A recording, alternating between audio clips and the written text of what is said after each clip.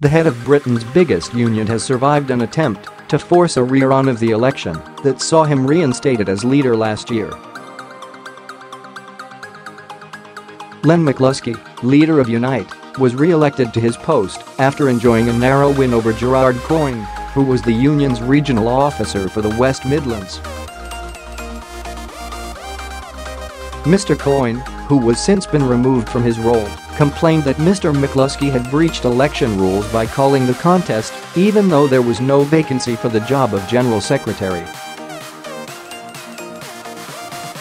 He complained that the election was invalid and that it should be rerun.It resulted in an investigation by the certification officer, with a hearing in front of Jeffrey Burke QC. The election, in April 2017, proved to be a bad-tempered and divisive campaign, with Mr McCluskey eventually winning by 59,067 votes to 53,544. Mr Coyne has also filed 9 other complaints about the conduct of the election, which will be the subject of another hearing, to be held in June.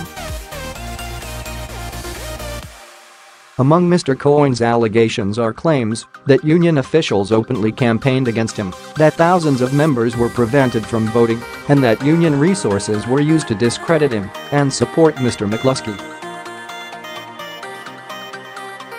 However, Sky News understands that none of these accusations would be sufficient to force a rerun of the election. A Unite spokesperson said, "Unite welcomes the Assistant Certification Officer's rejection of Mr Coyne's complaint and his ruling that the union acted in accordance with its rules in calling a General Secretary election." It should be noted that, when the election was called, no complaints or objections were made by Mr Coyne or any other individuals.